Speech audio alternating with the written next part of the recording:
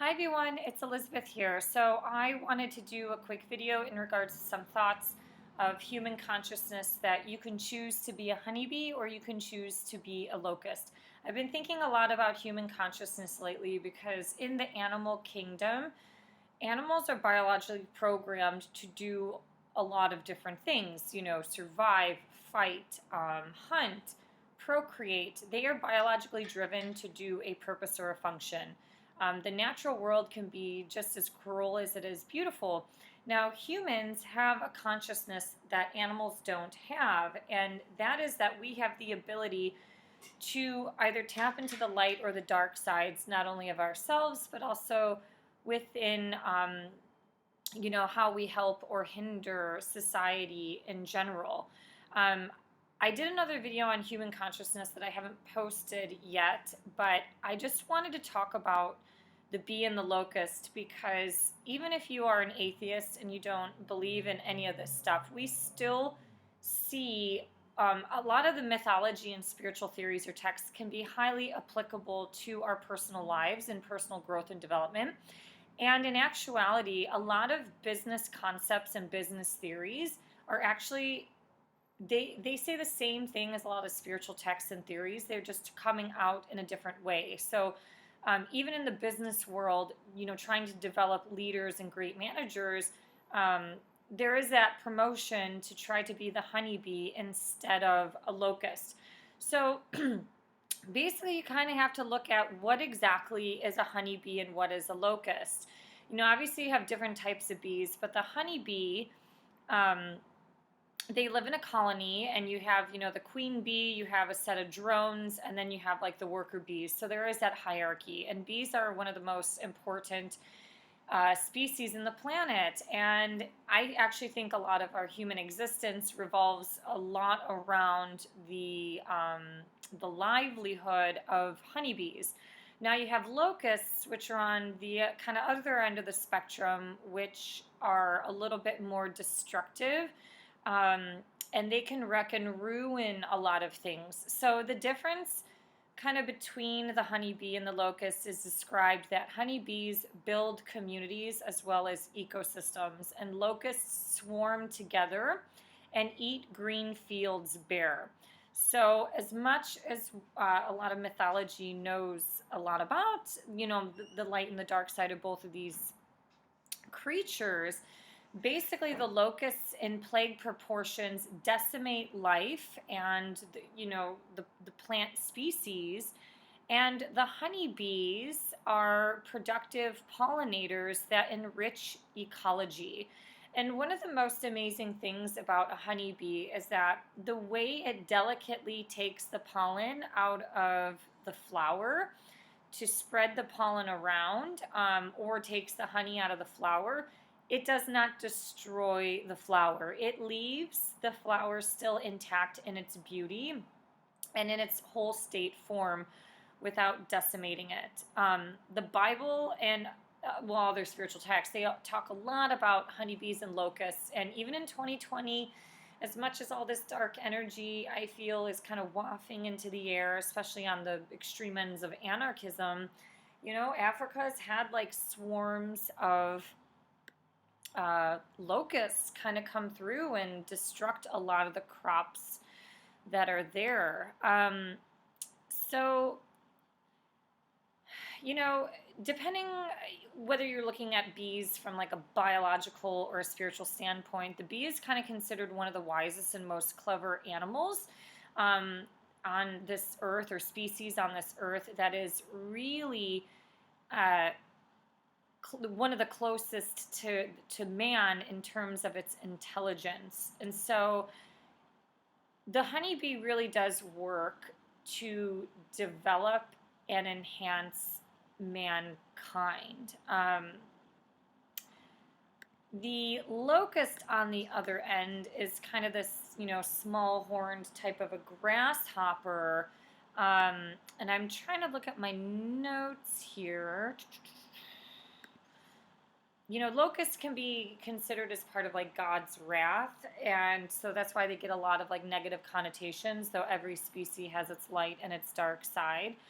One of the most interesting things that I've seen, now this was kind of an article that came out in 2009, is that the title is When Grasshoppers Go Biblical, Serotonin Causes Locusts to Swarm.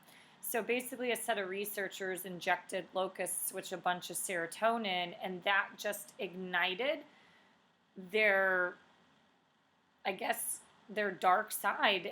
The article expresses how the grasshopper, or the locust went from being like a shy creature to becoming to joining a gang and becoming extremely, extremely destructive. And basically the locusts that were injected with serotonin ate everything in sight, and it took them days or hours to get back to that normal state of being. The locusts in their kind of swarm mode in that gang, they actually became very, they said, the article states that they did not get super social, but they actually changed physically, becoming stronger, darker, and much more mobile.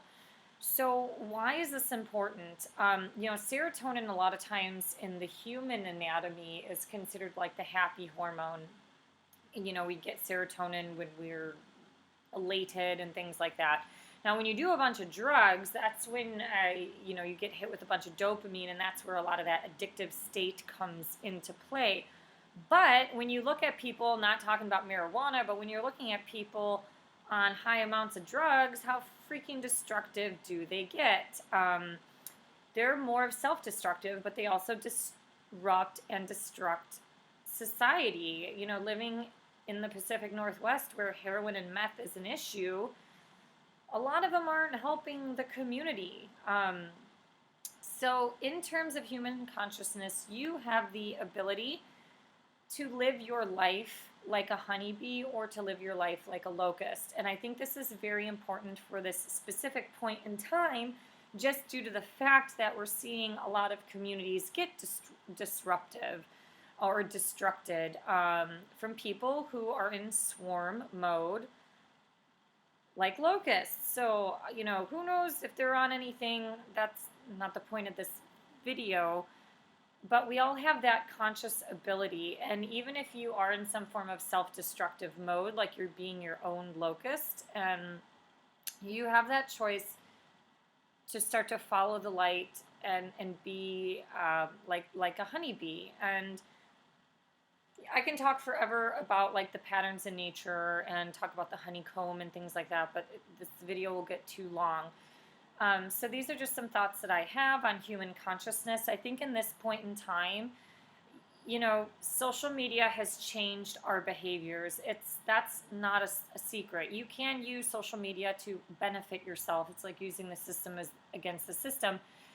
But we have been socially engineered to be more egoic. And if you look or just think about things in terms of self-destruction or just destruction in general, look at how we've become so destructive toward each other just because we have different opinions.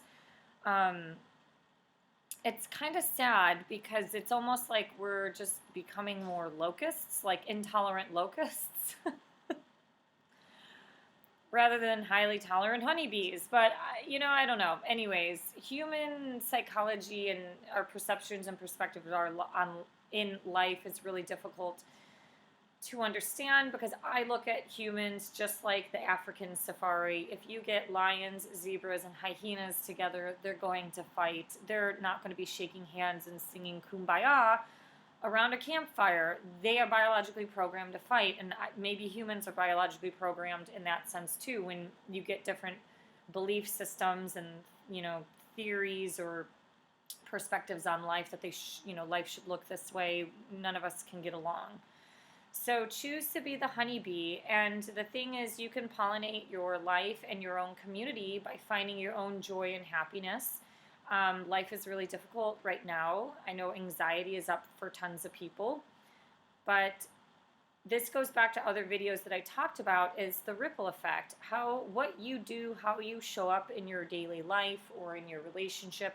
Example, if you go to work and you have a crummy day, you come home, you might take it out on your partner or on your family, and then that person's going to take it out onto somebody at the store because they're irritated about something that happened in their personal life. So, you know, if you look at the ripple effect, the honeybee is the same thing. It's going around from flower to flower, spreading the pollen, spreading the joy and the good.